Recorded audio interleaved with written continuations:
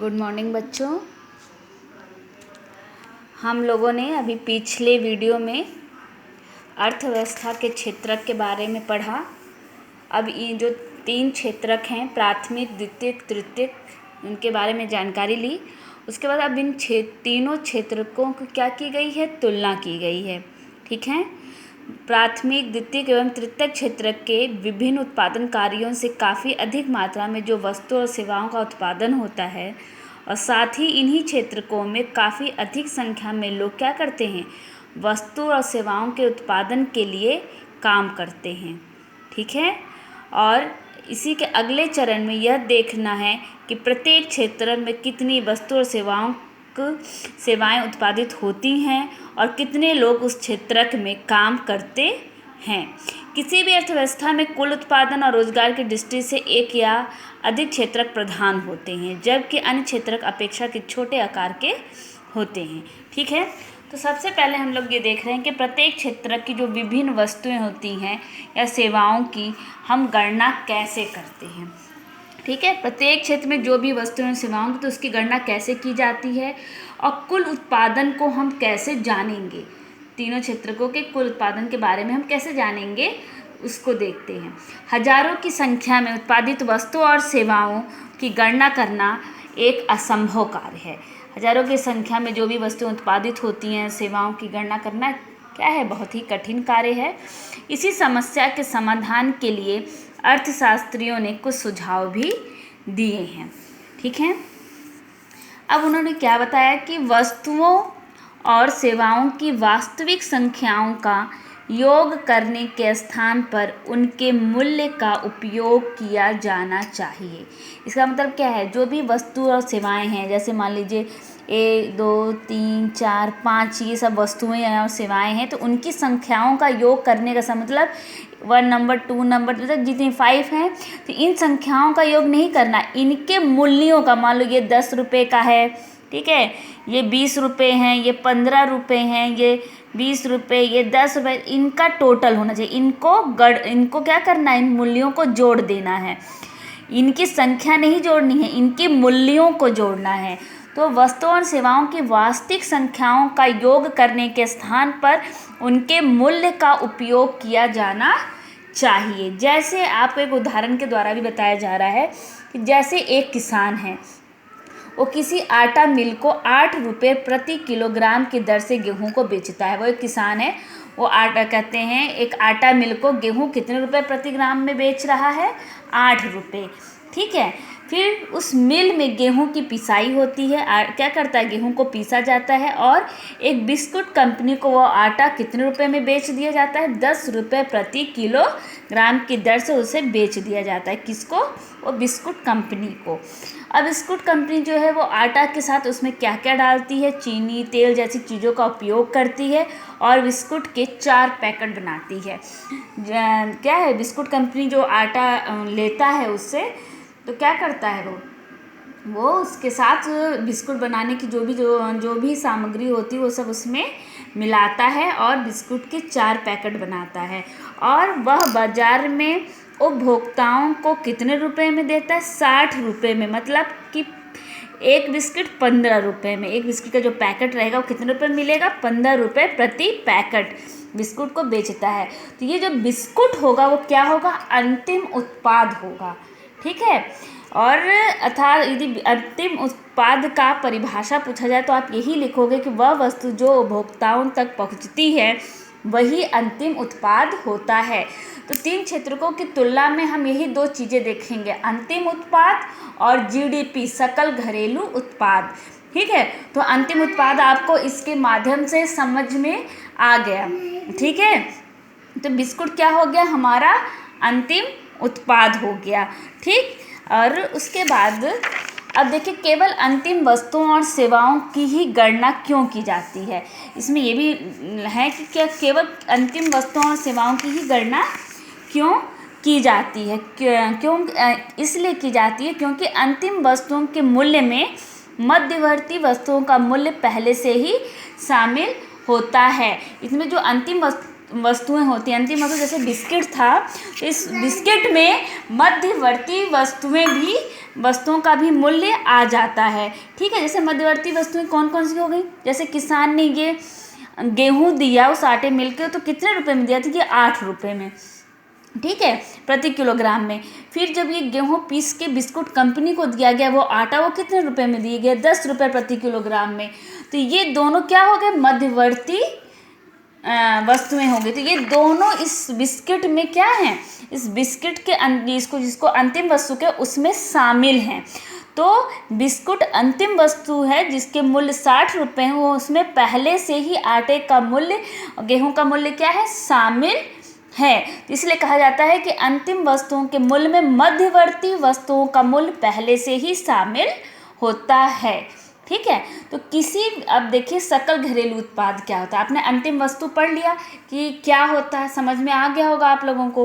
अब किसी भी विशेष वर्ष में प्रत्येक क्षेत्रक के द्वारा उत्पादित अंतिम वस्तु और सेवाओं का मूल्य उस वर्ष के क्षेत्रक के कुल उत्पादन की जानकारी को क्या करता है, प्रदान करता है। यदि हम किसी भी विशेष वर्ष के क्षेत्रक के जो भी अंतिम वस्तु सेवाओं का मूल्य यदि जान लिए, तो वो उस वर्ष के क्षेत्रक के कुल उत्पादन की जानकारी को बता देता है। तीनों क्षेत्रकों के उत्पादन के योगफल को, यही तीनों जो क्षेत्रक हैं, प्राथमिक, द्वितीयक और तृतीयक, इनके उत्पादन के योगफल को देश का सकल घरेलू उत्पाद कहते हैं। क्या आपका परिभाषा होगा, किसी भी विशेष वर्ष में प्रत्येक क्षेत्रक के द्वारा उत्पादित अंतिम वस्तुओं और सेवाओं का मूल्य उस वर्ष में क्षेत्रक के कुल उत्पादन की जानकारी प्रदान करता है। ठीक है, और 3 क्षेत्रकों के उत्पादन के योगफल को हम देश का सकल घरेलू उत्पाद कहते हैं। यह किसी भी देश के भीतर किसी विशेष वर्ष में उत्पादित सभी अंतिम वस्तुओं सेवाओं का क्या होता है, मूल्य होता है। यह किसी भी देश के भीतर, कोई भी देश है उसके अंदर किसी भी विशेष वर्ष में जो हम वस्तुओं की उत्पादित करते हैं, अंतिम वस्तुओं सेवाओं का क्या होता है, पूरा मूल्य होता है। और भारत में सकल घरेलू उत्पाद मापन जैसा कठिन कार्य केंद्र सरकार के मंत्रालय के द्वारा ही किया जाता है। ठीक है, अब हम ये देखेंगे कि भारत में प्राथमिक, द्वितीयक और तृतीयक क्षेत्र किस तरह से आगे बढ़ रहा है। ठीक है, अब हमको एक वो है, कहते हैं, ग्राफ दिया है, ग्राफ के माध्यम से देखिए बताया गया है। भारत में प्राथमिक, द्वितीयक और तृतीयक क्षेत्र, यह आपको दिखाई दे रहा होगा कि 2 चीज़ें दिखाई गई हैं, आंकड़े दिखाए गए हैं, और 1973 से 74 के वर्ष में और 2013 से 14 वर्ष में। ठीक है, तो इन तीनों क्षेत्रकों द्वारा उत्पादित वस्तुओं और सेवाओं को दिखाता है। ये 2 वर्ष हैं, 1973 से 74 और 2013 और 14 के उत्पादनों को दिखाया गया है।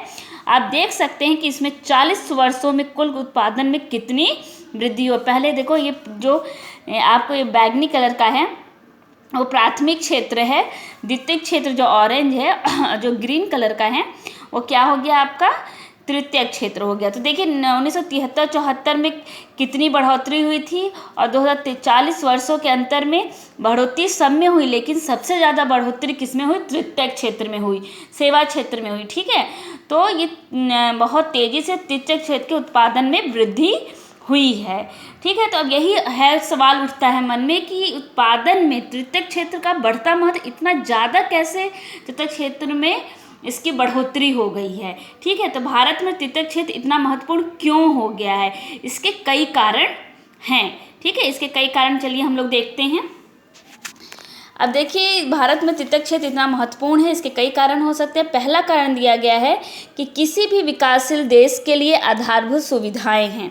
ठीक है, किसी भी जो भी विकासशील देश है उसके लिए कुछ आधारभूत सुविधाएं दी गई हैं, जो कि बहुत ही आवश्यक तत्व है, जो कि सभी तृतीयक क्षेत्र से जुड़ा हुआ है। इससे तृतीयक क्षेत्र में भारी वृद्धि भी की है।